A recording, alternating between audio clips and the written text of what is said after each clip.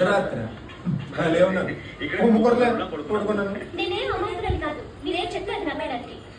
మీరు వెళ్ళడం నేను చూశాను. చూసారా? అయితే వెళ్ళుంటాను. మీరు తెలుగులోనే వెళ్ళారా? అవునండి. నాకు నిజంలో నడిచే అలవాటు. అయ్యో పాపా. అవును పాప, అలా నిజంలో నడిచి వెళ్ళి ఎంతో మంది అమ్మాయిల జీవితాలు జీవితాలు